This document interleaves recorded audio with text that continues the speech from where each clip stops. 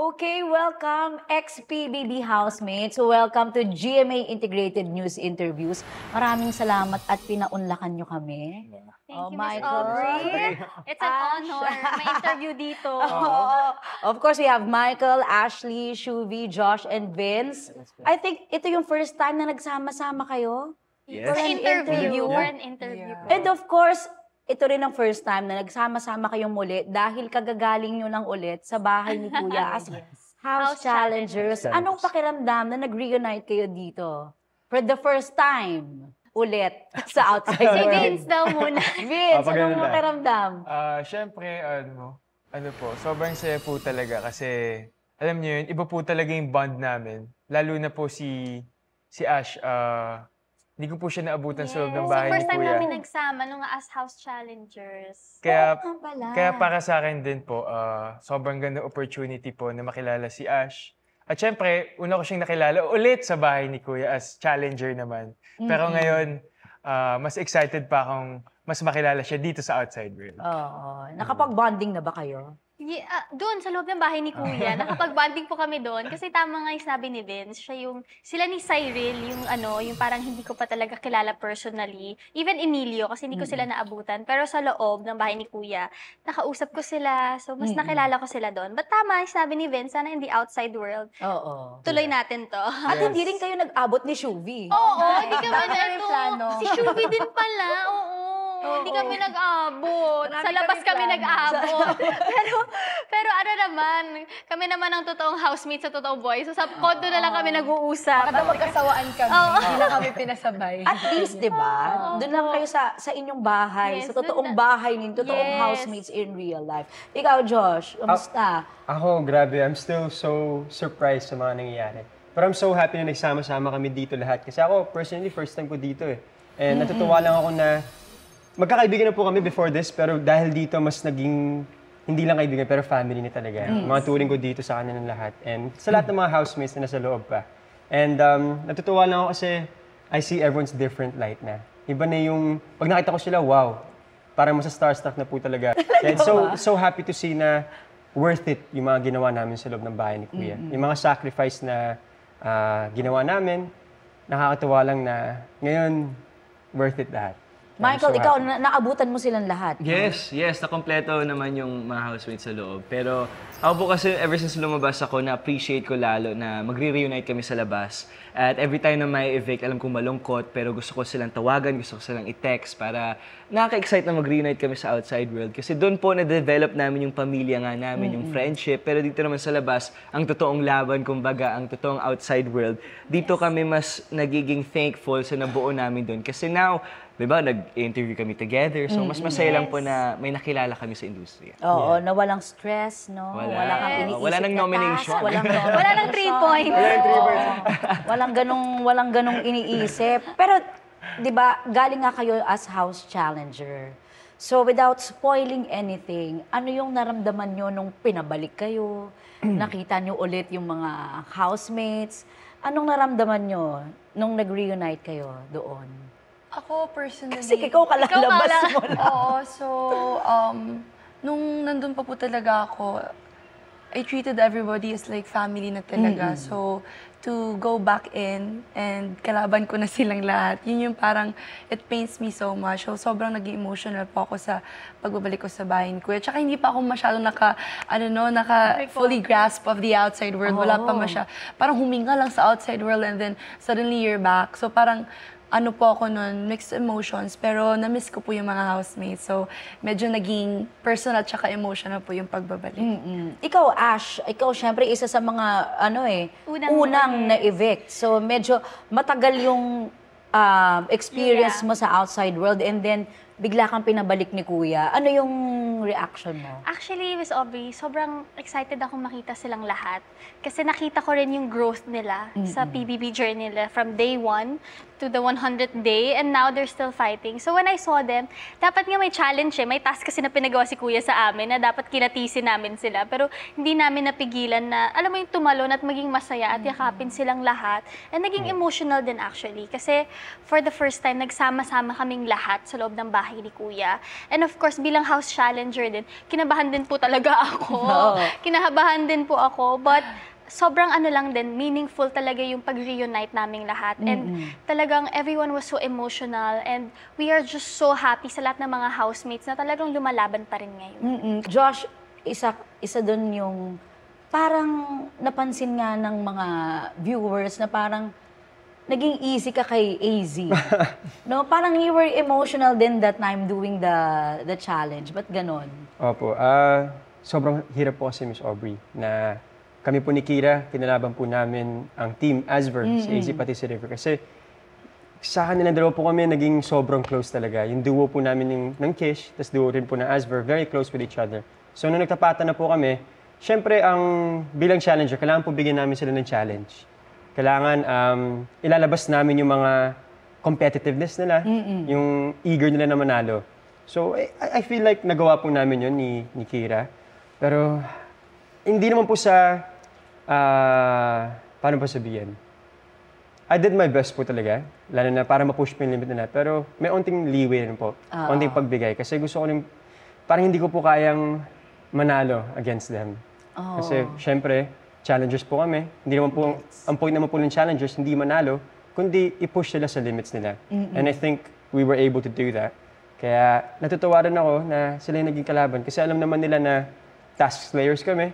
Gagalingan talaga namin with any tasks. Kaya I'm sure nakita niyo naman po sa mga emotions po nila na napaiyak po sila, napaluha. Oo nga. Kasi,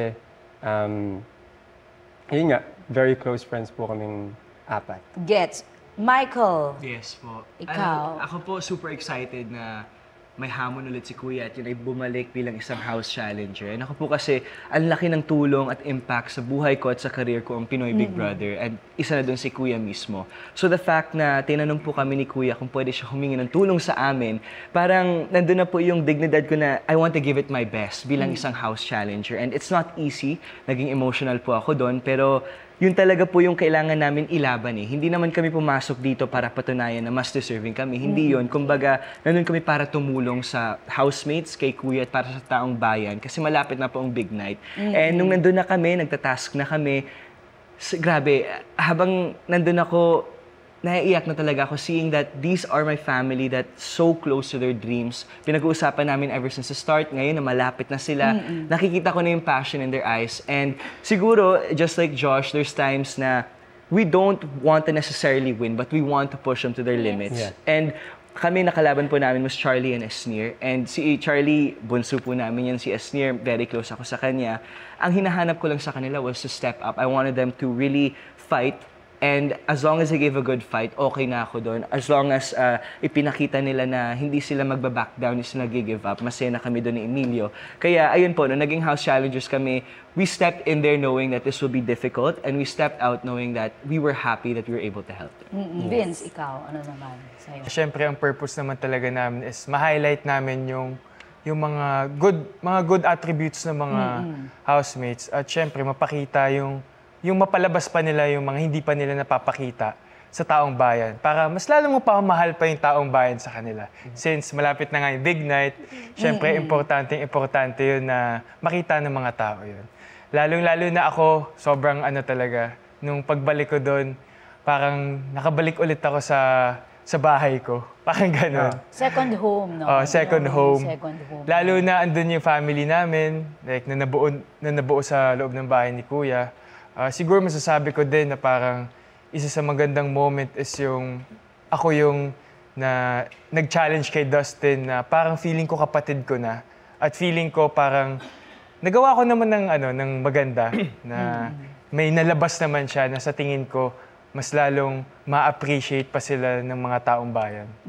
And speaking of task, para sa inyo, ano yung pinakamahirap na task na ginawa ninyo sa loob ng bahay ni Kuya? Yung talagang yung parang tama ba, ginagawa ko pa to, gusto ko na mag-quit dahil hindi ko kaya, nahihirapan na ako. Yung gano'n na talagang nagpa-push din sa limits ninyo. Lahat po ng task talaga ni Kuya challenging. Pero ang tumatak po talaga sa puso ko yung kay River. Yung secret task po namin, decoy task po siya. So we had to do a decoy task para hindi po nila malaman yung totoo naming task, which is palabisin yung emotions po ng ni Asnir, Mika, at ni River. And si River po kasi one of the most gentle soul po na nasa loob ng bahay. Sobrang niya po talagang bait. So for us to be able na magalitin siya, yun yung kailangan namin gawin. And nung nasigawan niyo po, na ako 6 na beses ata or 5 beses kasi si Dustin hindi niya nakukuha sa GoPro. pero alam mo yung acting, kailangan namin ulit-ulitin hanggang sa makuha namin yung galit niya na mukha. Tsaka yung inis. So, yun yung pinakamahirap kasi medyo natama. Bakit kailangan galitin si Yun po yung River? task. Bakit gusto nating galitin si River?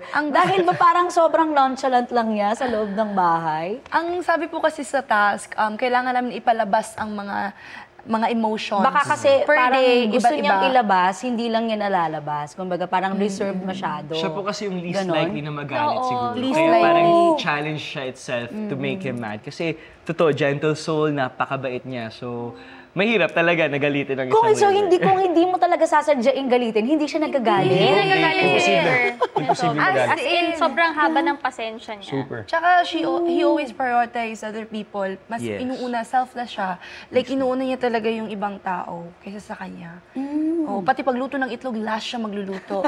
Ganun siya kahit kumakain na lahat, itingin lang siya. Ganun. Talagang inuuna niya yung ibang tao. Ash, ikaw, anong naaalala mo? Na medyo matagal na to. Pero anong naaalala mo? Actually, konti lang Task? din yung task na nagawa ko. Yung pares. Na-enjoy ko actually lahat ng task. Pero feeling ko yung pinaka-hard for me is the last task as a house challenger. Parang din kasi kay Shubi, like we have to really trigger the housemates. We have to see them at their worst and we also have to see them at their best. And syempre, bilang first evictee, I use it as an advantage na syempre, out of all the housemates here, sa akin sila yung pinaka hindi naging malalim yung connection. Kasi ako lang, 3 weeks lang po ako sa loob ng bahay. So I used it as an advantage para mas maniwala sila sa akin. And yun po, ang hirap po talaga silang i-trigger, sa totoo lang. Na guilty po talaga ako. At saka syempre, pang 100 day na ngayon, nakikita na talaga namin na talagang hirap na hirap. Ang dami nilang pinagdaanan sa loob ng bahay. And yung last stretch, kami pang mga housemates yung kailangan nilang tapatan. So it was really hard for me to trigger At saka linawin din natin kasi parang nagkaroon ka ng basher because of that, no? Yes. Actually, dead man na ako dyan. Alam ko naman, bago pa ako naging house challenger, bago pa ako sinabihan na babalik ako sa bahay ni Kuya, parang alam ko naman na babalik kami as house challenger. Feeling ko ako talaga atakihin nila. Pero dead man naman ako. Pero ginawa lang naman namin yun para makita namin talaga yung drive ng mga housemates. And syempre, bilang si Kuya, humingi rin ng tulong sa amin. And of course, we would help Kuya. And alam naman namin na hindi kami pababayaan ni Kuya and he would never put us in a bad light. There's a reason why we did that. And yung pag-trigger ko kasi sa mga housemates, minirror ko kasi yung mga nangyayari sa outside world. We all know that it can also be toxic in the outside world. And the housemates are not aware of that. So kung paano namin sila ginalit, paano namin sila trigger, it's the reflection of the outside world. So we want to prepare them also mentally, emotionally, because hindi sila aware eh. Pero at least na pagdaanan nila yung pagsubok na yun at pinaglaban talaga nila yung sarili nila. Sa kanilang nyo malalaman kasi, no, kung ano yung pananaw ng viewers about you paglabas ninyo ng bahay. Yes. Yun. No Wala idea talaga at silang all. alam at all. So, sana maintindihan nila paglabas nila. But we all love them talaga and I'm so proud of them. Kitang-kita ko talaga yung growth nila from day one. Ako nahirapan po ako, but naging favorite ko din talaga yung task na naging leader ako. Kasama ko doon si River. Kasi parang at first po yung mga tasks kasi ni Kuya, minsan halos imposible siya tingnan. But doon ko nakita yung determinasyon ng Team Kapuso, Team Kapamilya. For the first time, nag-separate kami as first network and because of that, nag-bonding kami. But at the same time, nung nag-connect na yung aming towers together, doon din namin nakita yung connection namin as one na, as a family na collaboration na to. And after po kasi noon, naalala ko lang talaga nung na-complete namin yung task, nagtalunan ng lahat, tapos sunny siya. Parang yung eksena parang movie eh. So parang nung naalala ko yun, it's very memorable kasi lahat kami masaya. It really paid off. Whole week talagang pagod na pagod kami sa kakastack po, kakabuhat, and nakita ko yung yung camaraderie ng buong housemates doon. And I'm just so thankful na nagawa namin yun together. Kasi ang kapalit nun, pag nagawa niya yung Weekly task, budget. is yung budget. Weekly budget. Yung weekly budget, I heard nga na parang pag hindi kayo nanalo, maapektuhan yung budget, Gutom. walang kakainin, gutom Gutom kayo. lahat. Gulay lang. Yes. And it's limited. Yung mga binibigay po sa So amin. it's food that we're fighting for. It's the carne. Yeah. It's the carne that we're meat. fighting for. And I think hindi lang po sa weekly budget, hindi lang po sa food, pero pinaglalaban rin po namin yung makukuha ng mga charities. Oh, yes. Through Oo, parang the payments. last Yeah. time, no? Yung charity, may, di ba? Parang Aside from that, po, every winning, meron po ka another 50,000 na pwedeng maibigay sa charities. Kaya ginagalingan po talaga namin every Not, weekly task. so hindi rin siya, selfless task din siya. Yes. Kumbaga. Pero totoo, no? Ginugutom kayo sa loob. Or siguro, pag nakapaggutom ka, doon din lumalabas yung, Yes.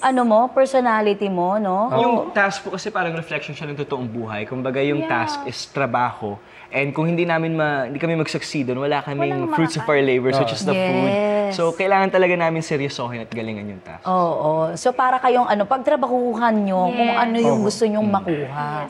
Ganon siya. And let's talk about the house guest.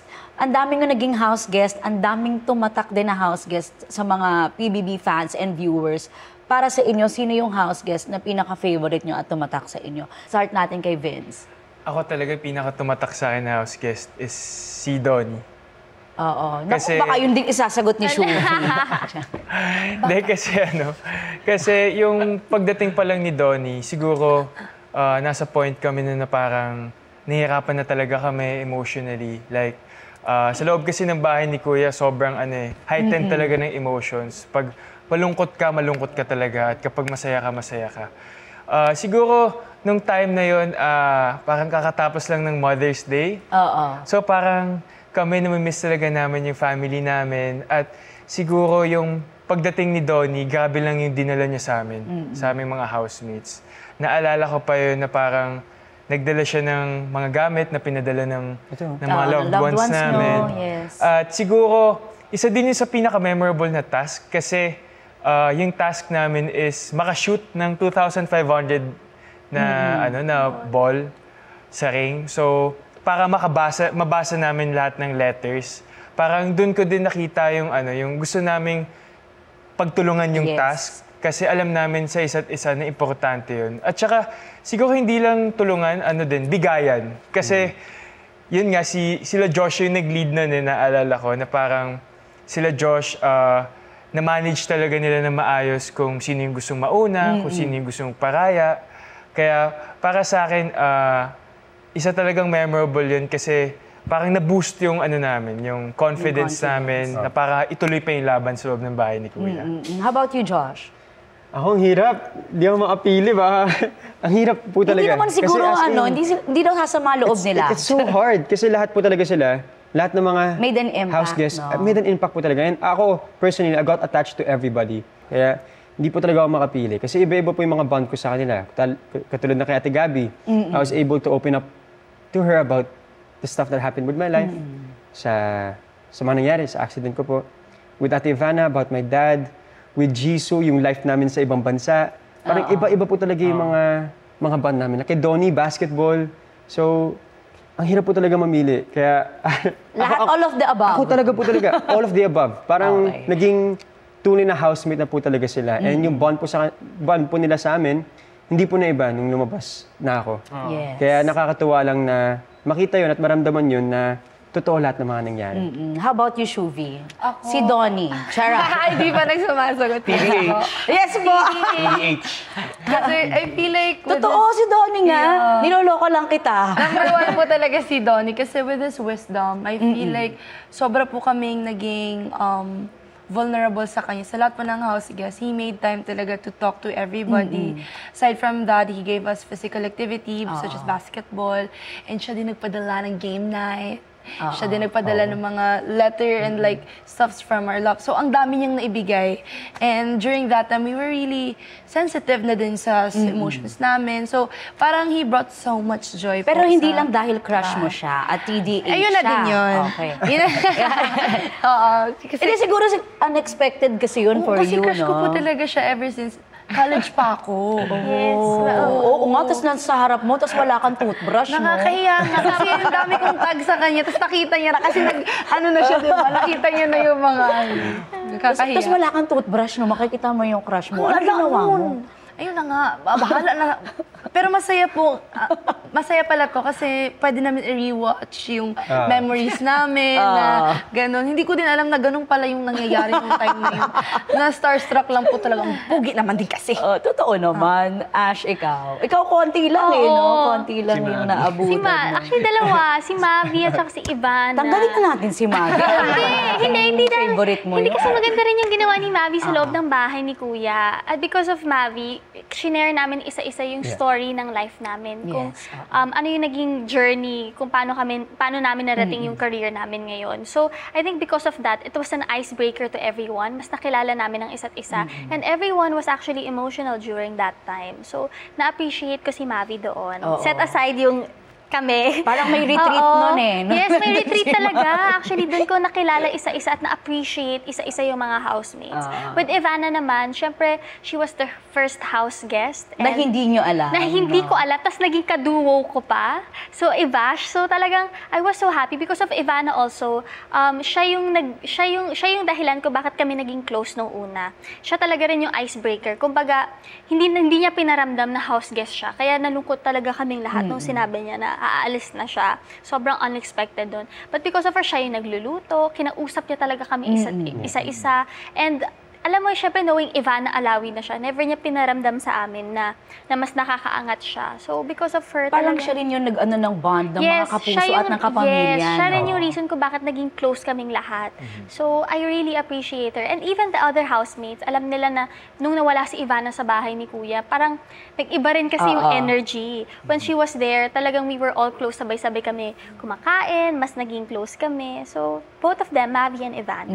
How about you, Michael? Ako po kasi every time na may house guest, doon ako natutuwa kasi dami kong natutunan from them. And siguro that was my goal, to learn something from them. And yung nag-stand out the most for me was si Michelle, MMD, because she was really there at the time na I was confused. And binigyan niya ako ng advice about her career. And surprisingly, naiyak siya sa tanong ko. And even outside, nung nakita kami, sabi niya, "You made me cry sa bahay ni Kuya." Sabi ko, "Sorry."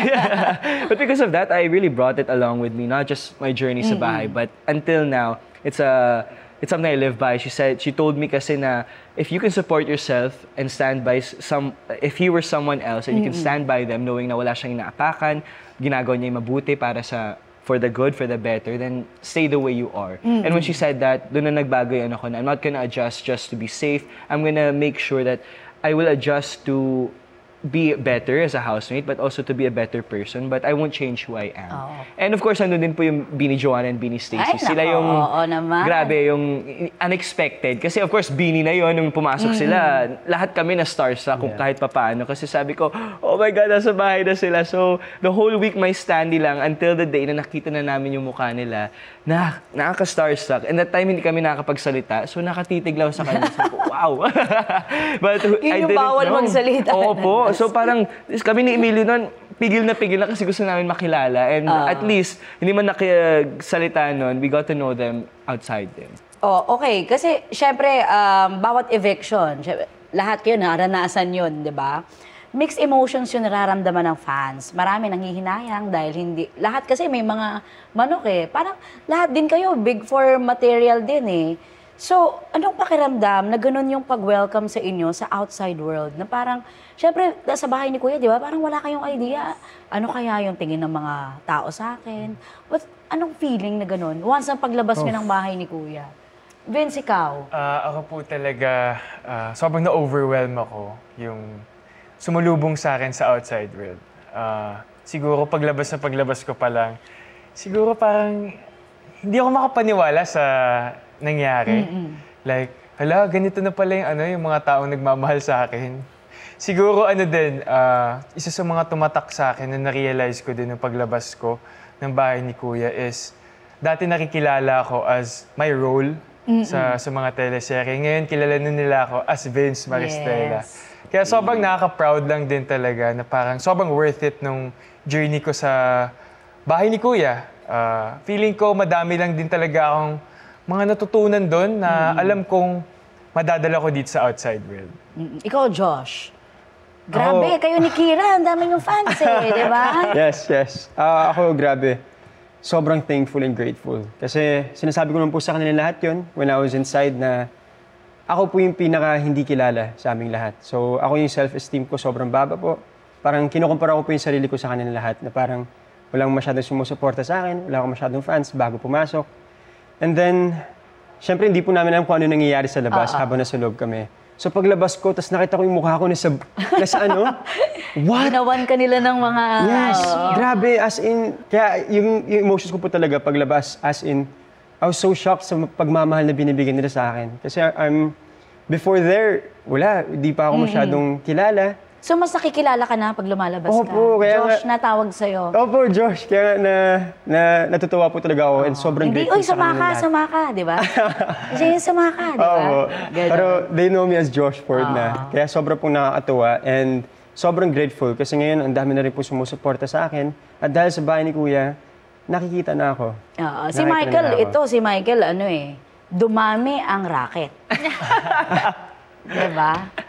Grabe naman. Dumami ang racket mo nung lumabas ka ni Kuya. Super laki pa nung impact ng Pinoy Big Brother talaga. But honestly, Miss Obs, nung nasa loob ako nung final weeks ko, akala ko nga wala nang career after.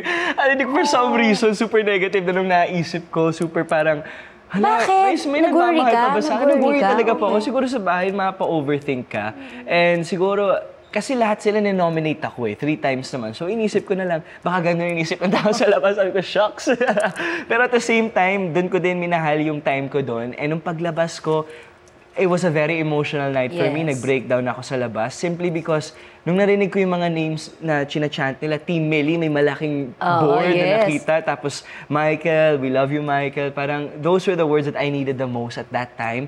And seeing them, hanggat makalabas po kami, hirap na nga yung kotse makalabas kasi nagulat kami ni Emilio. So, it was at that moment na I realized, hindi, tuloy laban, tuloy lang to. Wala na ako sa bahay, pero nasa labas na ako. I will continue for the people who actually believe in me, for the people who love me. And I think I'm just so grateful that there's people like that out there. At masaya ako na nakita ko sila paglabas ko. Ash, ikaw yung pinakamaikli. Tama ba? If Yes. I'm not mistaken, Yes, 3 weeks. Yes, So, ikaw yung pinakamaikling stay. Pero, nagulat ka rin ba? Kasi parang ang taas rin ng emotions ng mga fans mo nung Yes na po, ikaw iba yung yun. na-evict, di ba? Actually po, nung eviction night, at nung nakalabas na ako ng bahay ni Kuya, naramdaman ko po talaga all kinds of emotions. Una, I was so happy and excited to see Mavi. Buti na lang, isa siya sa mga unang taong Yes. nakita ko because he's a host. Natakot din po talaga ako. Tulad ng sinabi ni Michael na sabi ko, hala, baka walang nagmahal sa akin, kaya na-evict ako agad. Oo, I also felt embarrassed at the same time kasi parang, oh no, I'm the first evictee. But I was so overwhelmed and so grateful na hindi ko in-expect na yung pagtangkap sa akin ng tao is the opposite. As in, isa rin po kayo, Mas Obi, sa unang taong na nakita ko nung paglabas ko sa outside world. And lahat ng mga taong nakita ko, they look at me na parang, oh, Ash, it's okay. Never nila pinaramdam sa akin na it was an embarrassment to be the first evictee. Everyone was so proud. Everyone was so emotional. Yun yung hindi ko talaga in-expect na tuwing nakakita ako ng tao nung kaka-evict ko lang and yung mga couple of days, lahat sila, niyakap nila ako, Ash, you're an inspiration to everyone. And yun naman din po talaga yung naging purpose ko kaya pumasok ako sa bahay ni Kuya is makilala nila ako and ma-inspire sila sa story ng buhay ko. So even though short yung stay ko sa PBB, I feel like nagawa ko na rin yung part ko. Maybe sabi ni Lord, hanggang doon na lang talaga ako. But in the outside world, sobrang daming blessings talaga dumating sa buhay ko. PBB actually changed my life in so many ways. And I'm just really grateful na naging parte ako ng show. And sobrang dumami rin po talaga yung supporters ko na parang because of them, I owe it to them actually. Nagpa-fans day talaga ako agad sa kanila. Nung nakita ko talaga yung botohan na ganito pala kalaking pera yung mga binabagsak ng mga tao, nag-guilty at na-feel bad talaga talaga ako. Lahat na ganun willing pala. gumastos talaga for all of you. Yes, for all of us. So I'm just really happy and really grateful na up to this day, talaga I owe it to the fans. So lahat ng mga projects na gagawin ko sa career ko, it's for them. Lahat ng sumusuporta. Yes At syempre po. yung last evictee natin, Yeah. si Shubi, mataas din talaga yung emosyon nung lumabas kayo. At ikaw, paano, napoprocess mo pa ba? Naprocess mo Hindi na ba ba? napoprocess? Kasi di ba parang kalabas mo lang, pinabalik ka sa loob. Ngayon, kamusta ka? And I'm sure nakabasa ka na rin naman ng mga comments kung gaano ka kamahal din ng mga tao paglabas mo. Hindi ko po talaga in-expect. Until now, overwhelmed ako. Di ko alam kung saan ako magsisimula. I didn't know I won the hearts of, I won hearts of many. I just realized it nung nakalabas po kami na Tiklang. Because I felt so bad. It was so hard for me accepting defeat. I feel like Sorry ka nga ng sorry kay oo Ate nga. Klang. Kasi we were nominated because of me. So parang yung guilt na yun, until now, dala-dala ko siya, bubog ko siya. So hindi ko alam kung paano mag-navigate sa outside world with that bubog. But to see them, when I went out and then opened the door nung PBB, grabe po. Like, nakita ko na finally yung mukha ko sa mga tarpaulin, sa mga, ang pangit-pangit ko sa isang picture. Pero ang grabe, ang cute, ang dami nila. Na ano po ako, sobrang nasiyahan po ako and hindi ako makapaniwala na gano'n na pala. Kasi inside, we were expecting the worst. Kasi you were real there. Like, not everybody will like you. And I was expecting na, baka, mabawasan na pala. Baka mas mabawasan pa yung fans kasi mo, na-evict no? ka eh. So, parang, baka wala talaga nagmamahal sa'yo. May Pero ganun. nanghinayang ka ba? Kasi ang lapit mo na eh. Kumbaga, sa kanilang 5, ikaw yung latest evictee, ikaw yung pinakamalapit sa big night. Sobra Nanghinayang po. ka ba? Kasi I was really there to win. I was there I was there to be the big winner po. It was set in my mind talaga. The moment I came, I was there to win. And then, na bago lang po lahat yun nung nandun na, and minahal ko na lahat ng tao doon. It's just that, yun talaga po eh. Parang nakahinga na lang din po ako kasi ang hirap po talaga sa loob ng bahay. So, nung lumabas ka din, okay na yun. And then knowing na ganito po yung support na natatanggap ko sa labas, okay lang pala ako. Big winner pa rin pala ako. Ay, mas big winner ka kasi ang sumalubong sa'yo. TDH Tall, dark, niya. and handsome in real life. Meron ka palang ganon. Meron ka palang ganon in real life. Medyo yung mga fans mo, winner na winner din pala si Shuvi. May Anthony Constantino na sumalubong. Winner and in the outside With bouquet, di ba? Yun ang sabi ng mga fans. What's the real score? Sorry